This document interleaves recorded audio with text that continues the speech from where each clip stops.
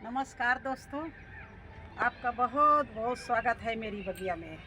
दोस्तों, आज मैं आपकी मिट्टी के बारे में बात करूंगी कि आपके गमले में, आपके गार्डन में मिट्टी कैसी है। हम लोग बार बार उसमें फसल लगाते हैं और इसके बाद में कुछ थोड़ी सी खाद डाल के फिर उसमें पौधे लगा देते हैं। तो ऐसे करते करते हमारी मिट्टी जो है वो निर्जीव हो जाती है।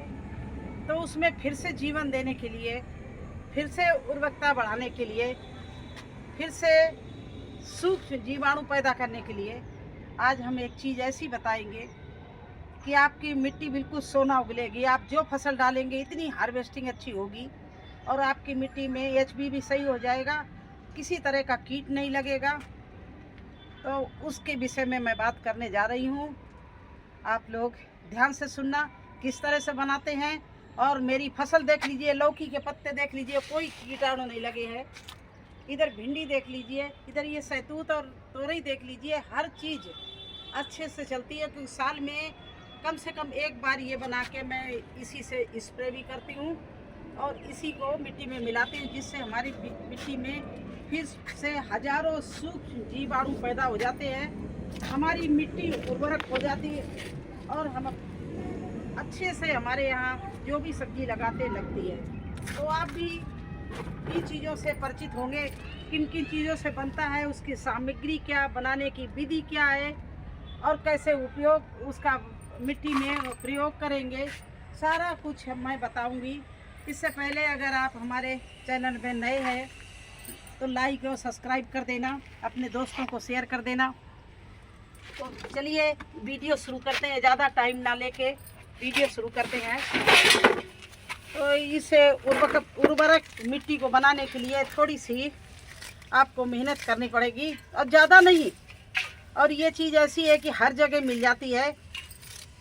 तो इसकी सामग्री आपको बता रहे हैं।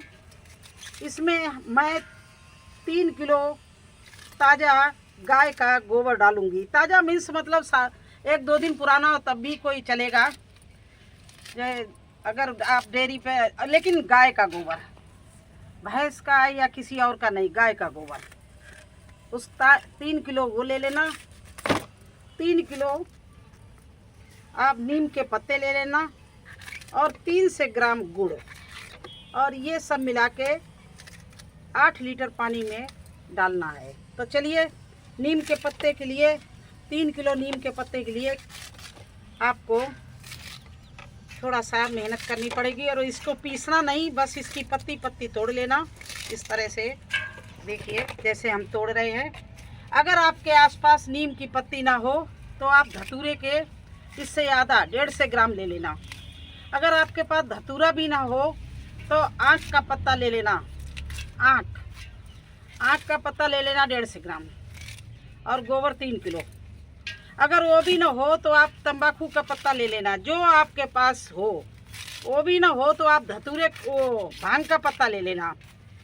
लेकिन नीम के पत्ते से सबसे अच्छा बनता है। इसका नाम है संजीवनी। जैसा नाम वैसे ही गुड़। ये संजीवनी ऐसे ही नाम नहीं रखा गया, किसान भाइयों ने यूँ ही इसका नाम संजीवनी नहीं रखा, क्योंकि ये काम भी संजीवनी जैसा करता है, मिट्टी को जीवित कर देता है। आपकी निर्जीव मिट्टी को फिर से ये जीवित कर देगा।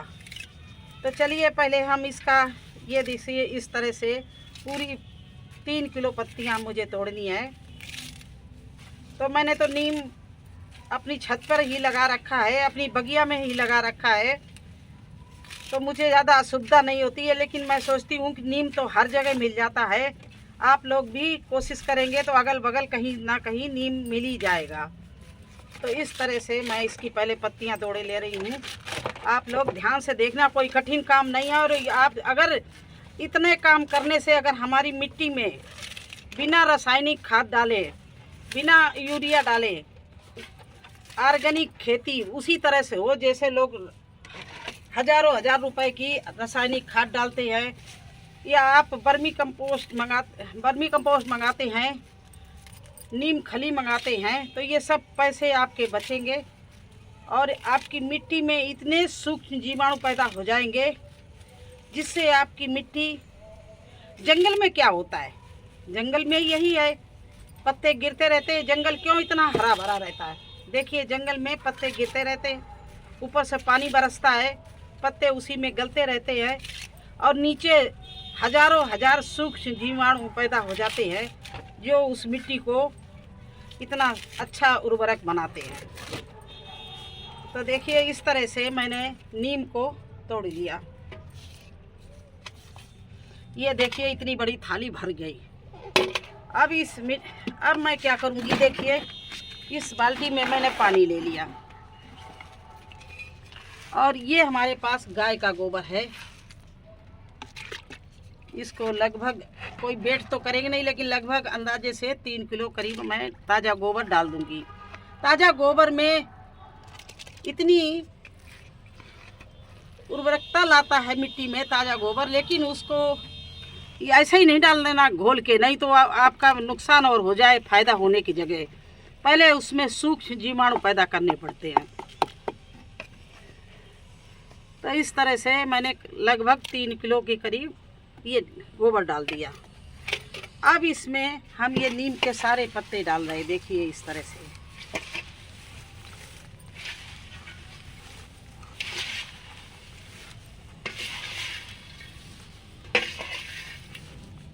ये पत्ते डाल दिए और ऊपर से ये मैं 300 ग्राम गुड़ डाल रही हूँ। देखिए पुराना गुड़, बिल्कुल काला।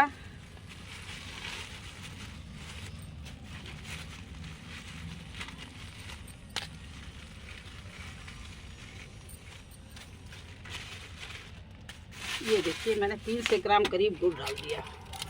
अब इसमें मैं एक लकड़ी से डेली यही इसी लकड़ी से चलाऊंगी। ये देखिए इस तरह से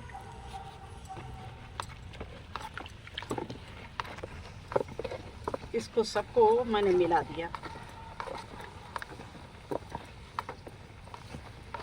तो सामग्री फिर आपको बता रहे, 3 किलो गोबर, 3 किलो पत्ते नीम के, 300 ग्राम गुड़ और इसमें 6 और 6.5 लीटर पानी, इतना सब डाल के और आप इसको 7 दिन के लिए छोड़ दीजिए। देखिए गर्मी में तो ये 7 दिन में तैयार हो जाएगा, लेकिन सर्दियों में इसको 15 दिन तैयार होने में लगते हैं। बस ये धूप और छाया को कोई चक्कर नहीं है, आप धूप में छोड़ दीजिए, इसको बनने दीजिए। 7 दिन तक ये बन के तैयार हो जाएगा और इसी हर एक दिन आके इस लकड़ी से इसको इस तरह से गोल गोल चलाना पड़ेगा, इस तरह से। तो ये जब बन के 7वें दिन तैयार हो जाएगा तब आप इसमें 4 गुना पानी, अगर आप 1 लीटर ये लेंगे संजीवनी, तो इसमें 4 लीटर पानी मिलाएंगे पौधों के लिए। और आपके पत्ते में अगर कोई छेदक लगा हो, मरोड़िया रोग लगा हो या मिलीबग लगी हो, तो आप इसको 10 लीटर पानी में 1 लीटर ये छान के, कपड़े से छान के स्प्रे कर देना। कोई भी रोग रुकने नहीं पाएगा, सब खत्म हो जाएगा, इतने चमकीले पत्ते हो जाएंगे। ये मेरा आपसे वादा है। ये कृषि संस्कृति का सबसे अमूल धरोहर है। इसको किसान भाइयों को भी यही आजकल बताया जाता है कि आप भी जैविक खेती करें। ये यूरिया वगैरह जो लाखों रुपए के आप खेती में डाल देते हो, उससे क्या है, हजारों बीमारियां, आप जहर खा रहे हैं, खेती मिट्टी को भी जहर दे रहे हैं और खुद भी उससे फसल उगी है वो भी जहर खा रहे हैं। तो शुद्ध सब्जी उगाइए और शुद्ध खाइए, रोगों से मुक्त रहिए। इसलिए लोग जीवामृत, आजकल किसान भाई भी जीवामृत बना रहे हैं और संजीवनी बना रहे हैं, इसी से अपनी खेती कर रहे हैं। आप बड़े बड़े फार्म हाउस में जो किसान हैं बड़े बड़े, वो सब आजकल यही ड्रम रखे हुए बना रहे हैं। तो मुझे भी आज बनाना था, मैंने सोचा आपको भी बताऊं। तो इस तरह से ये बन के तैयार हो जाएगा। ये आज नहीं, इसको ताज़ा कभी भी नहीं डालना। गोबर को आप कम से कम 7 दिन के लिए इसको छोड़ दीजिए। इसमें लाखों लाख सूक्ष्म जीवाणु पैदा होंगे जो कि हमारी खेती को इतना बढ़िया बना देंगे, उसका पीएच भी बढ़िया बना देंगे और मिट्टी को उर्वरक बना देंगे, भुरभुरी बना देंगे कि आप कोई भी फसल बोएंगे उसकी जड़ें इतनी अच्छी आसानी से अंदर चली जाएंगी। क्योंकि उर्वरक ये भुरभुरी मिट्टी क्यों बनाई जाती है? जो हम बीज लगाते हैं, जो हम प्लांट लगाते हैं, वो अगर भुरभुरी मिट्टी में लगाएंगे तो उसकी रूट्स है अपने आप बढ़ती चली जाएगी, और वही ठस मिट्टी होगी तो आपके प्लांट की रूट्स बेकार हो जाएगी। तो आप बने रहना, फिर मैं दिखाऊंगी इसको।